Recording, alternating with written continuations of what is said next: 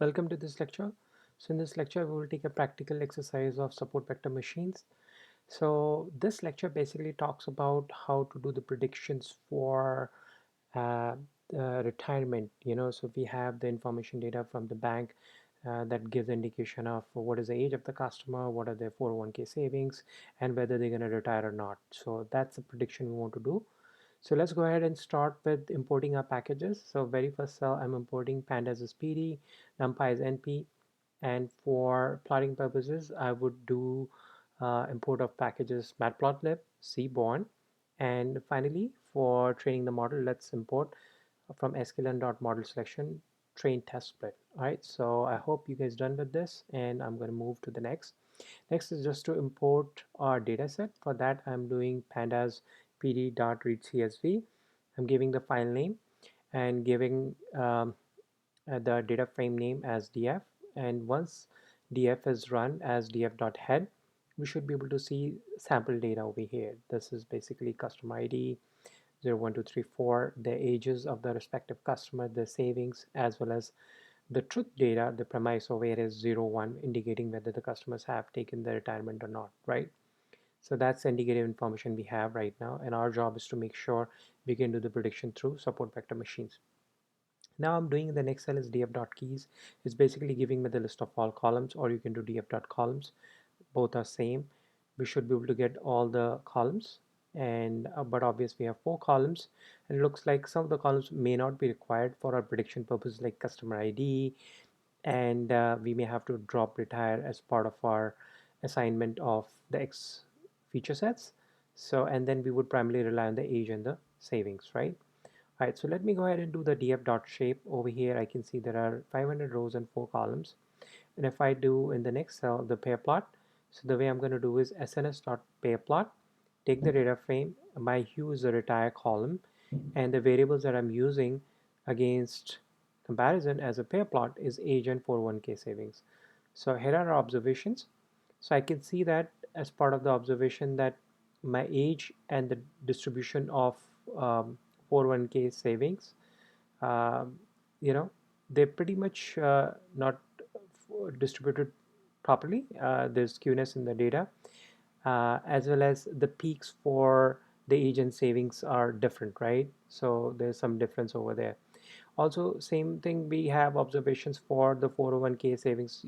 You can observe that most people are not retiring with the $1 million in the pocket. So that's a difference between people who are retiring um, versus their age respectively. We can see how these pair plots are respectively with age distribution as well as the 401k distribution.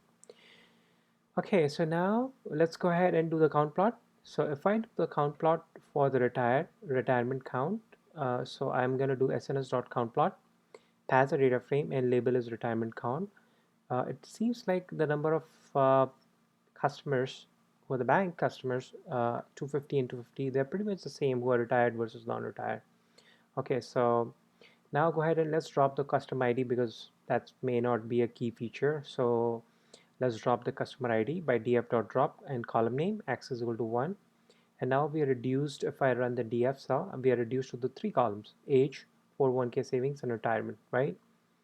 All right, okay. So now is the time to assign the feature sets. Since X, I'm storing all my feature sets for the training. I'm going to do df.drop retire because retire is our predictive label. So let's drop that from X, and that way we are left with column age and savings. If I run X, these are the only 2 columns.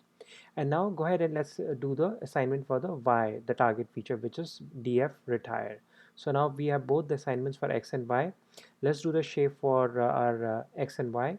So if I do Y dot shape, we have 500 rows, and for X dot shape, we have 500 rows and 2 columns. All right, now is the time to train our data set. So from model selection, I'm going to use my factory method train test split. I'm going to pass the variables X and Y. Test size is 20%. Random state is 0. For shuffling, we need to have same results. And I'm assigning to the variables X train, X test, Y train, Y test. Okay, so after running the cell, I should have all the train test features, And now go ahead and let's do the shape check on X train and Y train. So I can see X train dot shape. I have 400 rows and 2 columns. Likewise for Y train, I have 400 rows for the one column, that is the retirement column. Okay, now's the time to do the model training. In order to do model training, let's import some packages. So I'm importing from sklearn.support vector. I'm importing SVC, and also for checking the accuracy of our classification, let's import classification report and confusion matrix from sklearn.metrics. And the next thing is I need to call SVC class and do the instantiation through an object called SVC model. Once that is done, let's run this. I'm good to go ahead and do the training of the model. So the way we do is we create the object and do the fit for the X train and Y train, and that's exactly I'm doing over here. I'm taking SVC model dot fit X train comma Y train. This way our model is trained now. Once the model is trained, let's do the predictions, and this is also easiest step. I'm going to call the SVC model dot predict on my test features, and that should give us the full results for all the predictions on the truth labels. So my prediction would have all my predicted labels over here for the retirement now. In order to see what is the distribution of our classification, let's do the confusion matrix. So for that, I'm calling the factory method called confusion matrix, and it needs the two arguments, the truth label, which is y test, because we made the prediction on test features, and y predict. Okay, so once I pass two arguments, my confusion matrix is ready. Let's go ahead and run this cell. So I got the distribution. In order to do a good illustration of this, let's pass this confusion matrix as a heat map. So for that, I'm doing in the next cell is sns.heatmap, which would give me annotations. So all the annotations are available over here. The first cell C00, which is 39, C01 is 4 number, C10 is 9, and C11 is 48. And what are these different numbers actually? So these different numbers, C00 pretty much represents the count of true negatives. So these many negatives are there, and C10, which is um, the second cell in the first column, is basically our false negatives. Likewise, if I need to see my true positives, which is gonna be my C11, right? So yeah, so my true positives is gonna be C11, and my false negative is gonna be C01, which is this cell, right? So this gives us an indication of the distribution of our true positives and true negatives over here in the confusion matrix.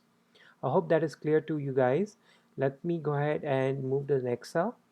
Over here, I'm just printing my classification report.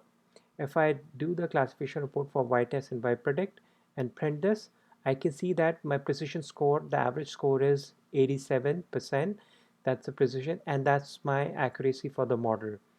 And this accuracy, it seems to be pretty acceptable based on the data set we have, because we don't have a too large data set. Obviously model is biased, and if we have more accurate data, that would be a great thing.